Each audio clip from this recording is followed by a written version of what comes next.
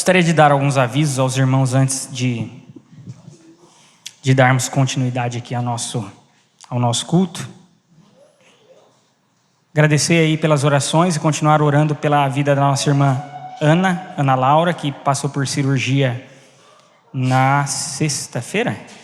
Na sexta-feira, deu tudo certo, foi tudo bem. Continuemos orando pela recuperação da nossa querida irmã, viu, queridos? E também lembrá-los que no próximo domingo nós estaremos celebrando o 53º aniversário de organização da nossa igreja, da nossa comunidade, que foi, embora ela seja aí centenária, ela tem mais de 100 anos de funcionamento, não tem essa igreja? Ou não? De organização ela tem 53, né? Mas de organismo funcional, acredito que ela já tenha passado de 100 anos de trabalho aí. Mas a organização dela aconteceu em 1970. Então, este ano, no dia 1º, foi no dia 1º, Josi? Dia 1º de fevereiro, a igreja completou o seu 53º aniversário de organização. E agora, então, no próximo domingo, nós estaremos celebrando. Teremos o culto aqui normal, tá? Às 19 horas.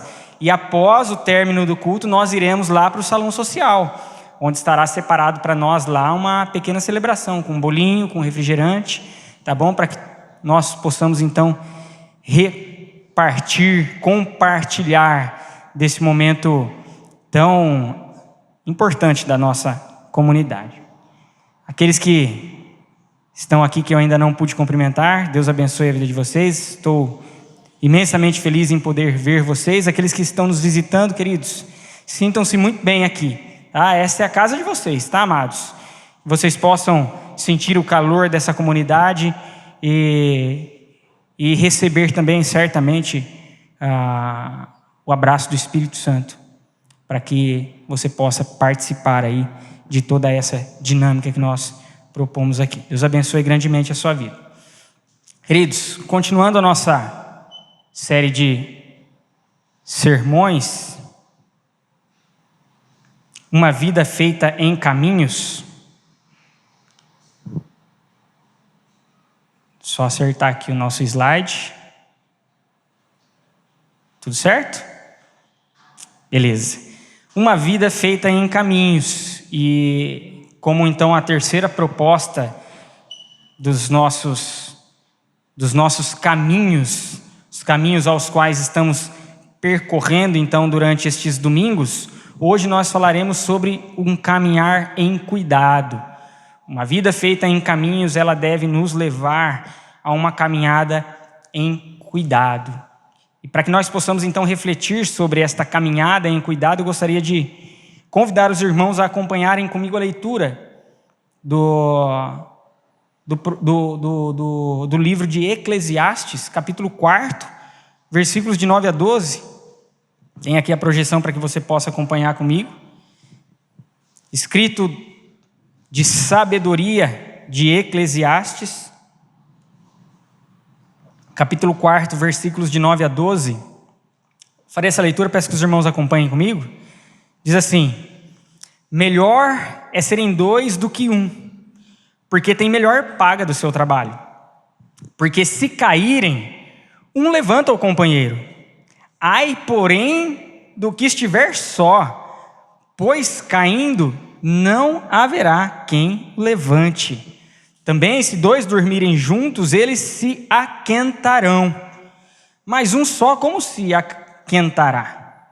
Se alguém quiser prevalecer contra um, os dois lhe resistirão.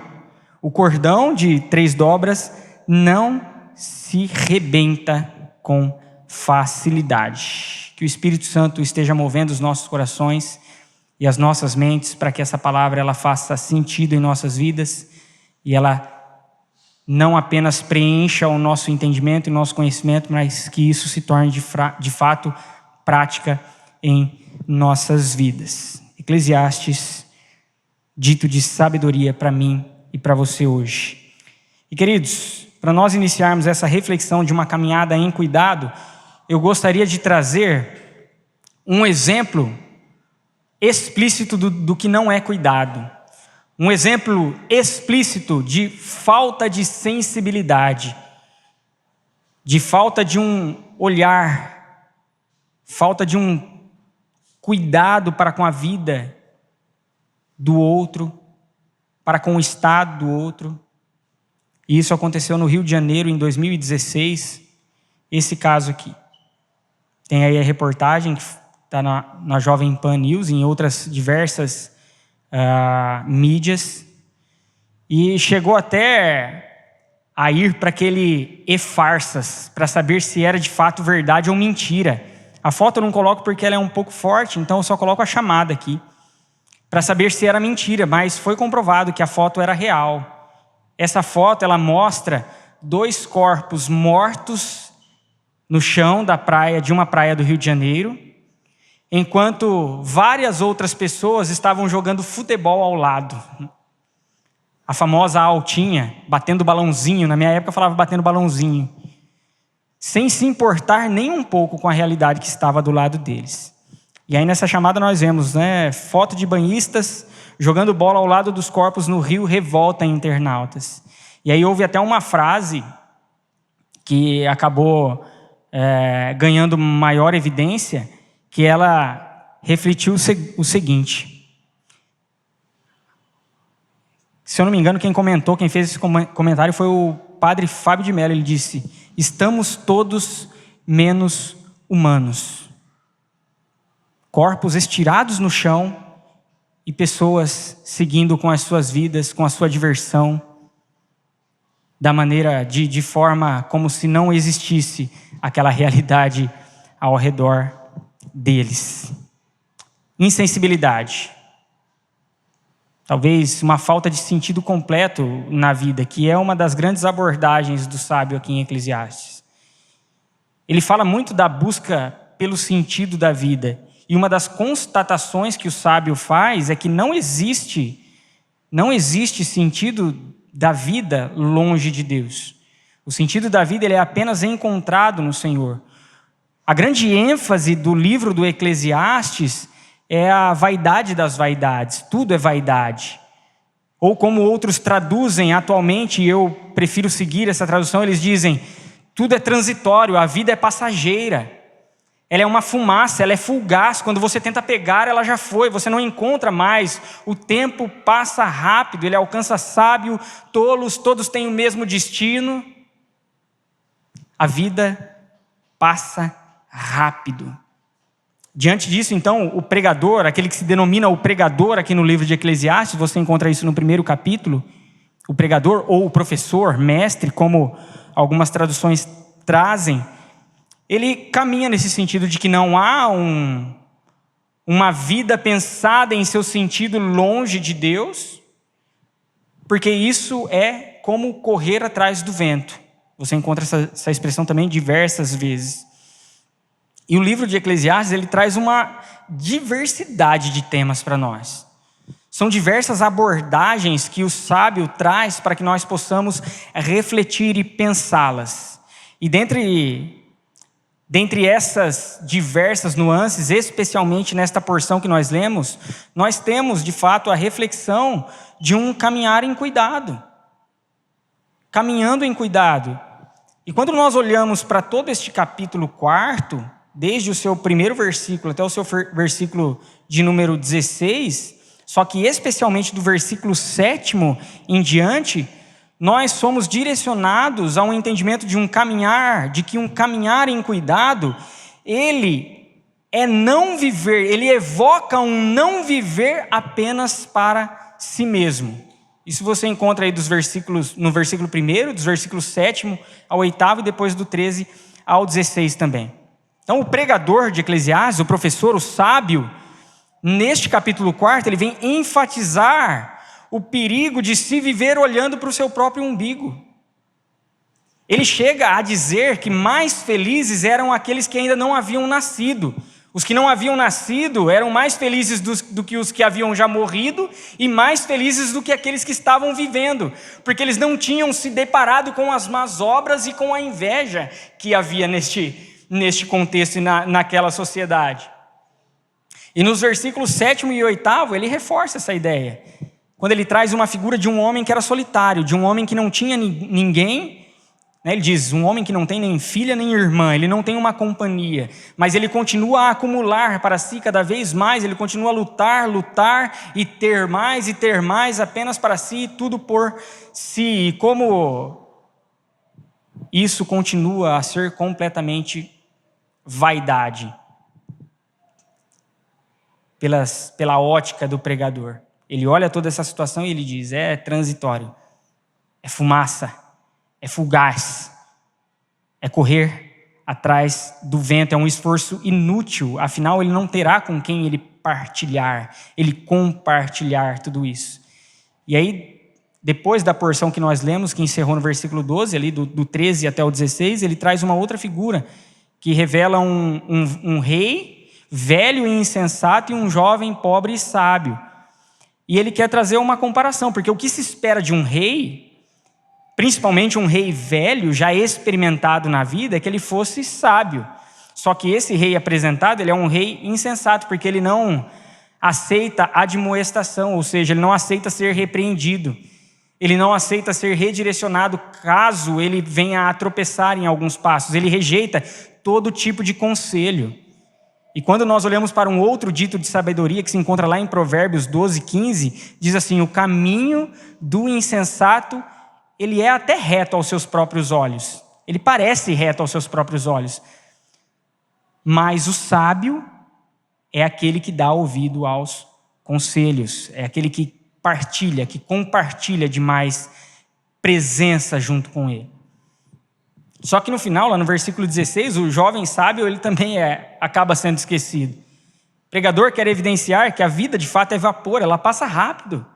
O sábio e o tolo, ambos caminham para um mesmo destino, ambos acabam deixando tudo para trás. Por isso é importante aqui neste versículo 4, e a grande ênfase desse capítulo 4 é o texto que nós lemos, por isso é importante que sejam dois ao invés de um.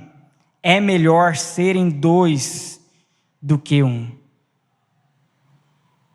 Essa passagem, ela evoca um caminho que não pode ser vivido apenas em si mesmo e apenas para si mesmo. E da mesma forma como nós devemos confrontar e ser confrontados ainda hoje, queridos irmãos e irmãs. Nós vivemos numa sociedade completamente imersa, mergulhada no individualismo. E por individualismo nós entendemos aquele indivíduo que ele centraliza todas as coisas nele. Ele é o centro de todas as realizações. Ele é aquele por meio do qual todas as coisas vão desembocar, como aquele rio principal que recebe de todos os braços que estão em volta dele. É o que chamamos de egoísmo, que é diferente da individualidade, não confunda. A individualidade ela é uma característica que pode ser única em você ou que pode ser mais potencializada em você, só que a individualidade ela é usada em benefício de um grupo. Então há um grupo, existe uma pessoa que ela tem um potencial para algo, ela usa daquela individualidade para abençoar o grupo, de forma que isso é completamente diferente do individualismo, porque o individualismo pensa apenas em si e para si, não importa o grupo, não importa o benefício de todas, apenas o seu próprio benefício. O individualismo não abre espaço para isso. O individualismo ele nos faz perder a sensibilidade ao redor, como na introdução, aqueles banhistas mergulhando, batendo altinha com os corpos estirados ao lado. O individualismo faz com que nós usemos os recursos e as pessoas como um trampolim para alcançarmos os nossos objetivos pura e simplesmente.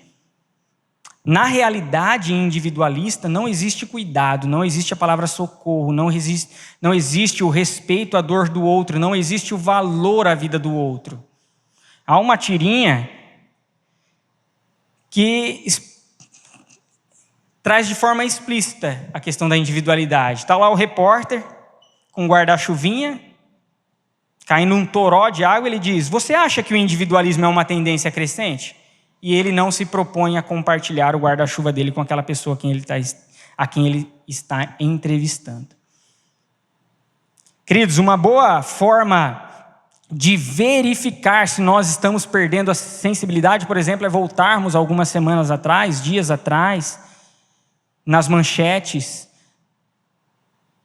sobre o desastre que aconteceu na Turquia e na Síria.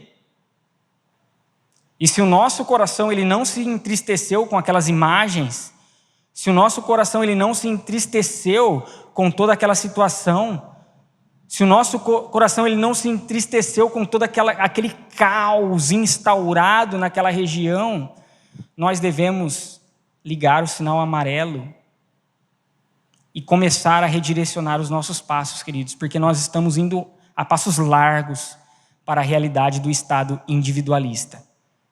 Outros exemplos de individualismo que muitas vezes nós nem achamos que talvez possa ser. Mas estacionar em vagas prioritárias, sendo que você não é alguém que requer cuidado prioritário. É egoísmo. E aí você não está nem aí para alguém que possa precisar daquela vaga e chegar e não encontrar aquela vaga para ele. Aí você diz, é só 1 minuto. E 1 minuto já causou transtorno a tantas vidas que precisaram daquela vaga. Nós somos individualistas quando nós limpamos a nossa calçada, quando nós varremos a nossa calçada e nós não ajudamos o nosso vizinho que é idoso e não tem condições a varrer a calçada dele. Isso é individualismo. Nós somos egoístas e individualistas quando nós descobrimos uma boa promoção e nós não falamos mais com ninguém. Nós vamos lá até limpar tudo, porque vai que não sobra nada para mim. Sabe quando surge aquele comunicado no WhatsApp dizendo, os caminhoneiros vão parar, hein? Vai ter greve, ou a pandemia está chegando, os insumos não vão ter mais em quantidade suficiente, então vai lá, aproveita. E aí você pega o seu carro, vai lá e pega mais 5 galões de 20 litros e enche todos os galões de 20 litros com combustível e enche todo o tanque do seu carro, sem se importar se alguém que não tem as mesmas condições que você e coloca só de 20 em 20 reais, possa precisar de 20 reais de gasolina, ele não vai ter. Nossa sociedade é egoísta, é individualista. E aí quando nós pensamos que os insumos vão acabar, a gente corre no mercado e compra todos os sacos de arroz, feijão, todas as caixas de leite, porque vai que falta, então eu tenho que formar o meu estoque. E a gente não se importa se vai faltar para alguém que talvez precise de uma caixinha de leite e uma porção de arroz. Vivemos em uma sociedade imersa em individualismo, queridos, e esse individualismo ele seduz a minha vida, constantemente. Como eu tenho certeza que ele também seduz a sua. Só que caminhar em cuidado, a proposta que nós temos e que o sábio traz para nós, é que um caminhar em cuidado, ele não é viver apenas para si mesmo, mas caminhar em cuidado, ele é compartilhar da vida. Ele diz claramente, melhor é serem 2 do que 1. E embora esse texto ele seja amplamente usado para questões de matrimônio, a grande ênfase dele não é essa. A grande ênfase dele é tratar da amizade, do companheirismo, desse círculo de relacionamento. Mas também não há problemas em aplicá-lo e utilizá-lo para a realidade de matrimônio. No entanto, não é a grande ênfase dele. A grande questão aqui é sobre amizade. É sobre o cuidado de um para com o outro em outros círculos relacionais que nós possamos ter. E o pregador aqui, o professor, o mestre, ele não deixa abertura, ele não deixa vácuos para uma vida sem uma segunda pessoa, sem um segundo, para que possa compor. Uma tradução mais livre desse início do versículo 9, que é o melhor serem 2 do que 1, uma tradução mais livre é isso aqui, melhor 2 a partir de 1. E o que nós entendemos por isso? Que a partir do momento que existe que há é melhor que sejam 2. E 1 é um número mínimo. E ele está dizendo, a partir do momento que existe é bom que este 1 não seja 1, mas ele seja 2, ou sejam 2. Melhor 2 a partir de 1. Ele não abre brecha para uma vida isolada, para uma vida só. Porque ele diz, melhor é serem 2. E o melhor aqui é essa expressão, traduzida por melhor, essa expressão aqui, o tov, no hebraico, ela significa basicamente bom ou boa. Esse é o grande significado dessa palavra. Tov, essa expressão aqui, foi usada por Deus quando ele termina cada dia da criação. Quando ele termina cada dia da criação, ele diz: e viu Deus que era tov, que era bom. E viu Deus que era tov, que era bom. Quando ele vai terminando a criação e ele vai vendo que tudo está em equilíbrio, que tudo está em harmonia, ele diz: é tov, é bom. E lá no finalzinho, na última, quando ele cria o homem e a mulher, que o nosso querido irmão Sidney leu na liturgia, ele diz: eis que tudo é muito tov, eis que tudo é muito bom. É a plenitude daquilo que é equilibrado, daquilo que está em harmonia, a criação de Deus. Logo, a analogia que nós fazemos do serem dois é tov, é que a partir do ser dois, quando nós vivemos, nos propomos a viver aqui da maneira como o sábio tenta nos conduzir, quando nós compartilhamos da existência de outras pessoas, nós nos aproximamos mais daquilo que Deus havia criado e daquilo como Deus havia criado. Porque aquilo que Deus havia criado e como Ele havia criado era tov, era bom.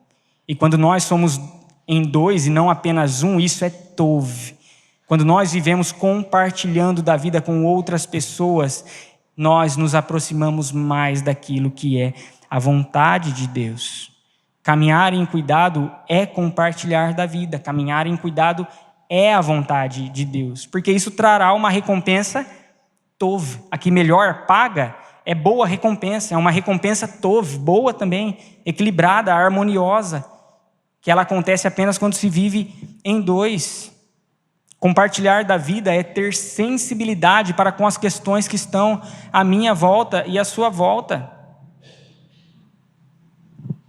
E essa sabedoria, queridos, ela se reflete para cada um de nós hoje, nos desafiando a cultivar relacionamentos, a cultivar amizades, a propor uma vida em companheirismo, a ponto de partilhar do socorro e do cuidado de um para com o outro.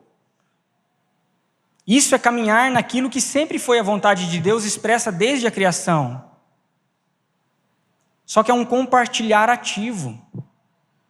É um compartilhar ativo, porque muitas vezes nós estamos entre outras pessoas, só que só está o nosso corpo ali. A mente, o coração, a atenção estão em quaisquer outros lugares. E aí eu lembro um dia em que minha falecida mãezinha estava comigo, eu estava lá na casa dela e eu sentado de frente com ela. E ela conversando comigo. E aí teve uma hora que ela me chamou a atenção por aquilo que ela disse. Ela disse: ô meu filho, eu queria ser tanto esse celular seu, porque ele compartilha tanto da sua atenção, muito mais do que você compartilha da sua atenção comigo. Eu estava ali presencialmente, só que eu não estava compartilhando da minha vida com a minha mãe. Eu não estava sendo dois com ela. Eu estava apenas evidenciando o meu individualismo naquele momento. Porque compartilhar da vida demanda atenção, queridos irmãos e irmãs. Demanda entrega, não apenas de corpo, mas de tudo aquilo que é o ser humano. Melhor é serem dois do que um. Não sei quantos de vocês já assistiu o filme Senhor dos Anéis, e aqui nós temos o Sam e o Frodo caminhando para a Montanha de Fogo. Basicamente aqui, o Frodo ele recebe uma missão, que era destruir um anel, que era o símbolo de todo mal. O símbolo de toda realidade maligna era esse anel. E o Frodo recebe a responsabilidade de destruir esse anel. Só ele poderia carregar esse anel.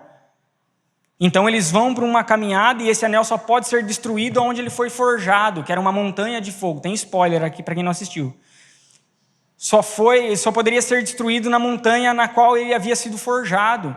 E chega no momento da caminhada que o Sam e o Frodo eles estão à beira da entrada dessa montanha, já no terceiro filme, lá no Retorno do Rei. Então o Frodo cai e o Sam tenta animá-lo e ele diz: tudo é trevas, eu não consigo mais, eu não tenho forças, eu só vejo escuro, eu não vejo mais a esperança do condado, o sol não brilha para mim, eu não vejo andorinhas voando, eu não vejo mais nada.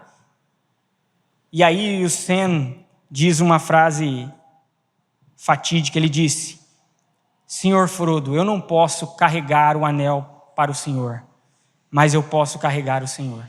E aí ele taca o Frodo nas costas e ele começa a levar o Frodo até a entrada da montanha. Melhor é serem 2 do que 1, porque isso gera cuidado, isso gera companheirismo, isso gera amizade, isso te tira do estado de individualismo exacerbado e te coloca numa realidade de partilha e de entrega. Porque isso diante de Deus é tov, é bom. Caminhar em cuidado é compartilhar da vida. Mas caminhar em cuidado também é aliviar os sofrimentos à nossa volta, queridos. E o pregador aqui, o sábio, para mostrar como esse alívio se dá, ele nos traz 3 ilustrações, para que fique claro que as escolhas piedosas na vida, que é a sabedoria basicamente é fazer escolhas piedosas na vida. E nós estamos falando de um livro de sabedoria, ou seja, a sabedoria na prática consiste também em compartilhar da vida. Ter alguém para caminhar junto de nós, de vocês, é poder aliviar os fardos que surgem na caminhada. E ele diz aqui na primeira ilustração, ele evoca um sentido de socorro e de ajuda. Ele diz, se caírem, um ajuda o outro a levantar. Aqui não é um que cai. Não é um que cai. O verbo está no plural aqui, é se caírem. Ou seja, os 2 caindo, um ajuda, socorre o outro, cuida do outro nesse levantar. Então, nessa primeira ilustração, o sábio, ele evoca que um caminhar em cuidado, ele está envolto numa atitude de socorro e numa atitude de ajuda. Porque à medida que um cuida do outro, aquele que cuidou do outro também é alvo do cuidado. Quando nós olhamos para a construção dessa oração no hebraico, a grande ênfase aqui está no movimento compartilhado. O sujeito é tanto aquele um que levanta, como a ênfase também está naquele 2 que é o companheiro. É um movimento compartilhado, porque isso gera alívio, isso gera ajuda, isso gera cuidado. Só que ele continua trazendo uma advertência em seguida. Ele diz, mas e se estiver sozinho? Quem que poderá levantá-lo? Se ele estiver sozinho, não haverá cuidado, não haverá ajuda, não haverá alívio. Na segunda ilustração, ele mostra que um caminhar em cuidado, ele envolve os aspectos de segurança e de conforto. Ele diz, em noites frias, quando dorme próximo ao outro, os 2 mantêm a temperatura preservada e eles podem se manter a salvos e mais confortáveis, seguros diante de qualquer outra situação. O cuidado também envolve segurança e conforto, como o cuidado envolve o fortalecimento e a resistência, que isso ele evoca na terceira ilustração. Ele fala de um fortalecimento como cuidado. Então, se vier alguma oposição, se vier alguém tentando dominar os 2 poderão resistir. Os 2 resistirão, porque eles estarão fortalecidos. E tão fortalecidos quanto um cordão de 3 dobras. Esse cordão de 3 dobras é um antigo provérbio do Oriente Próximo, naqueles tempos, que fala sobre amizade. Um cordão de 3 dobras era dificilmente, ou ele não era apressadamente desfeito, porque isso mostra resistência, isso mostra fortalecimento. O autor, se você reparar bem, ele sempre vem usando 2, é melhor serem 2, que tenha um segundo, 2, aí ele chega nesse final e ele diz, um cordão de 3 dobras, aqui ele abrange, ele amplifica o estado do relacionamento para uma comunhão maior do que um número de 2, dizendo que não é apenas 2 também, mas esse número, ele envolve uma amplificação de relacionamento, porque isso traz fortalecimento, isso traz resistência, com relação aos sofrimentos que estão à volta. Foi esse compartilhar, queridos, que Jesus incentivou que nós vivêssemos. Jesus incentivou e nos desafiou a viver este compartilhar da vida. Só que Cristo, ele foi muito mais além do que talvez o sábio tenha em mente. Cristo nos desafia não a viver um cuidado apenas com o nosso próximo, no sentido do próximo ser alguém que nós amamos, ser alguém que é chegado a nós, ser alguém que está do nosso lado diariamente, seja alguém das nossas famílias, não. Cristo vai levar o olhar e o entendimento do próximo como qualquer um que esteja precisando de nós naquele momento, naquela hora, naquela situação. E ele faz esse desafio num diálogo que ele tem com o intérprete da lei, que você encontra essa narrativa no Evangelho de Lucas, no capítulo 10, a partir do versículo 25. Esse intérprete, ele se levanta para colocar Cristo à prova e ele diz: mestre, o que eu faço para herdar a vida eterna? E Cristo, então, o induz a que ele mesmo traga a resposta. Ele diz: amar a Deus sobre todas as coisas, com toda a minha força, com todo o entendimento, com todo o meu coração, e amar o próximo como a mim mesmo. E Cristo diz: faz isso e viverás. E aí, para querer justificar-se, ele se levanta mais uma vez e diz: tá, mas quem é o meu próximo, Jesus? E então Jesus conta a parábola do bom samaritano. E aí, se você tiver o interesse, leia depois na sua casa a parábola do bom samaritano, Lucas 10, a partir do versículo 25. O ensino que Cristo está trazendo ali é: o seu próximo é todo aquele que depende de você, independentemente se você gosta dele ou não, se ele é um chegado seu ou não, se você nutre sentimento por ele ou não, se ele é um desconhecido ou não, ou se você é avesso às ideias dele ou não. Ele é o seu próximo, porque ele está naquele momento precisando de você. E Cristo fala com conhecimento de causa, queridos. Cristo fala porque ele foi capaz de fazer tudo isso. Jesus foi aquele que morreu em favor, que entregou a vida dele para salvar, para socorrer, para cuidar daqueles que eram considerados inimigos de Deus. Eu e você, nós éramos considerados inimigos de Deus. Paulo evidencia isso na epístola dele aos Romanos, no capítulo 5, a partir do versículo 10, ele diz: nós éramos inimigos de Deus. Porém, na morte de Cristo, nós fomos reconciliados com Deus. Jesus foi aquele que não viveu pensando apenas nele. Embora tudo o que ele fez redundou e redunda ainda em glória para ele, esse ato derramou vida sobre cada um de nós. Jesus foi aquele que compartilhou de tal forma a vida conosco, queridos. De tal forma que ele mesmo vive em nós agora, por meio do Santo Espírito dele. E muito embora nós passemos por sofrimentos aqui e agora, Jesus foi aquele que nos aliviou dos sofrimentos eternos. E a partir disso, então, qual é a nossa missão? Qual é a minha missão? Qual é a sua missão? É pegarmos todas essas realidades que nós já recebemos de Cristo e podermos compartilhá-las. A partir de Jesus, eu sou convidado a olhar a vida do outro com o valor que ela tem, porque Cristo ama aquela vida. Eu me sensibilizo com os diversos desastres que possam vir a acontecer. Eu choro a morte de crianças, de adultos e de idosos. Não apenas quando está do meu lado. Quando eu vejo um irmão sofrendo, eu não corro dizer para ele: eu sei o que você está passando. Não, você corre dizendo: eu estou aqui, vou chorar com você. Porque essa frase pode parecer piedosa: eu sei o que você está passando. Mas você percebe que você puxa a atenção para você? Eu sei o que você está passando porque eu passei algo, porque eu sofri. Você acaba trazendo para você a atenção. Então, ela, por mais que ela pareça piedosa, e já usei ela diversas vezes para tentar confortar alguém, mas é mais fácil você chegar e dizer: estou aqui, não sei o que você está passando, passei por algo semelhante, mas a sua dor é diferente da minha, eu vou chorar com você.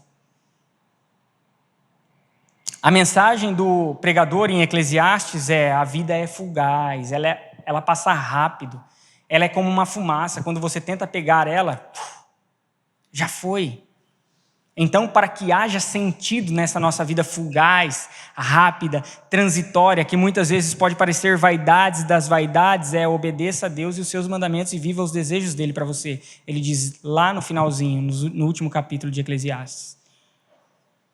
E ele diz para mim e para você neste texto: caminhem em cuidado mútuo, socorram uns aos outros, Valorizem as vidas uns dos outros. Ele diz, se aproximem de mim, porque se aproximando de mim, quando nós nos aproximamos de Cristo, o individualismo pode ser completamente erradicado da nossa existência.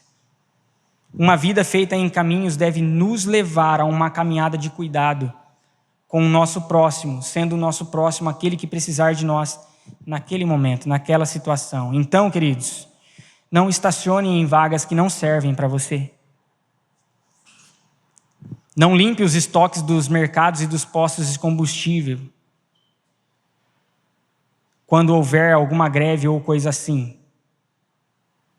Porque alguém certamente será beneficiado com essa ação sua. Alguém que também possa precisar disso. E aí você pode dizer, mas as pessoas podem me dizer, nossa, como você é bobo. Ninguém pensa em você. E aí você responde para essa pessoa, Cristo pensa. E ele pensou. E Cristo me diz para compartilhar da vida com outras pessoas. Porque ele compartilhou da vida comigo. E nele eu já tenho tudo o que eu necessito e você também pode ter. Porque em Jesus nós somos chamados a cuidar do nosso próximo, mesmo que nós nem o conheçamos ainda. Lembro de um dia em que eu estava indo para a igreja, eu na época de seminarista. Ou seja, não faz muito tempo, né?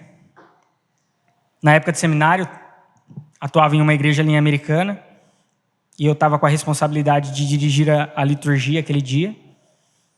Então eu cheguei na igreja, uns 20 minutinhos antes, estou lá sentado, me preparando, o pastor ainda não havia descido, ele casa conjunta à igreja, ele estava na casa dele ainda, e aí surgiu um irmão dizendo, lamentando, né? Lamentando que havia falecido o pai de um amigo dele. Eles estavam no velório, o pai havia falecido pela manhã, a família toda, e ele inclusive, este rapaz estava indo lá para o velório, só que ele disse, não tem ninguém para trazer uma palavra de conforto lá para eles. Não tem um pastor, não tem uma pessoa, não tem ninguém que possa trazer uma palavra de conforto. Eles não conheciam ninguém aqui. E aí eu disse, espera aí. E aí eu liguei para o pastor, na hora eu disse, pastor, o senhor me perdoa, tá? Me perdoa porque o senhor vai fazer a liturgia hoje. Porque eu estou indo fazer o velório de um rapaz aqui, de uma necessidade, uma família que não tem quem possa fazer o ofício fúnebre para eles. E o pastor disse, vai agora, meu filho. Agora. Eu nem conhecia aquele rapaz. Não conhecia a família. Mas era quem estava precisando de conforto naquela hora. E o nosso próximo é todo aquele que precisa de nós, naquele momento e naquela ocasião onde surge a demanda para nós. Um caminhar em cuidado, queridos, ele consiste em não colocar você como foco único de todas as coisas. Ele nos evoca e nos desafia a um viver que não se restringe apenas a nós mesmos e para nós mesmos, mas sim um compartilhar de vida.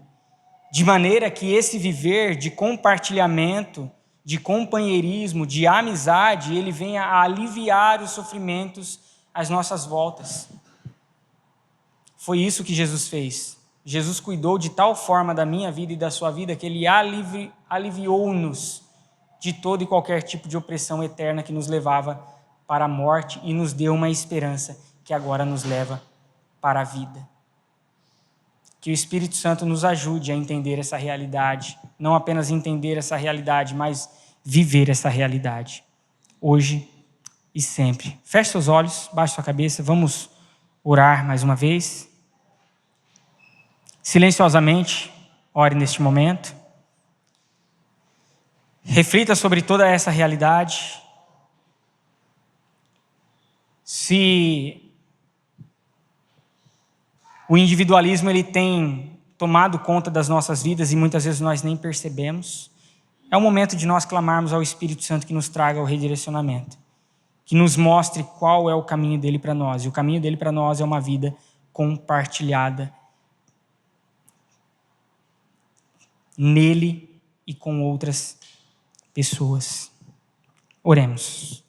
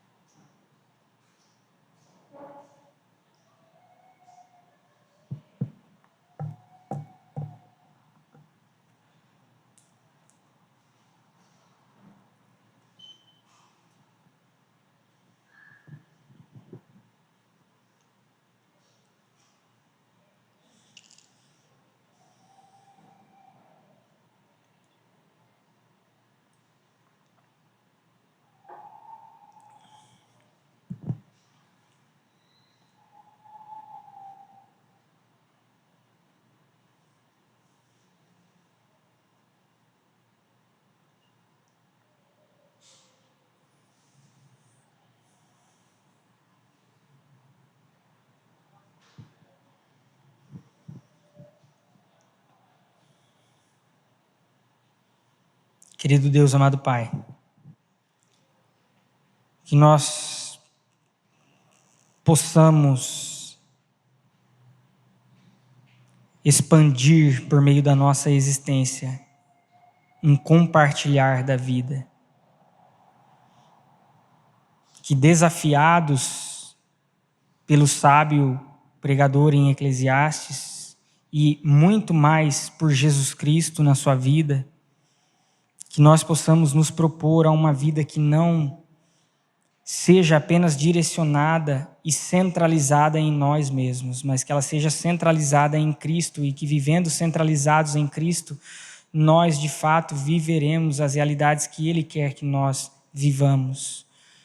Uma realidade de compartilhamento, de companheirismo, de amizade, de socorro, não apenas com aquele que é o nosso próximo, o nosso chegado, mas também qualquer um que venha a precisar de nós, que nós possamos ter esse entendimento, ter essa percepção e que nós possamos caminhar nessa direção. Isso não é fácil, Pai, mas o Seu Espírito habita em nós e Ele nos capacita a viver essas realidades.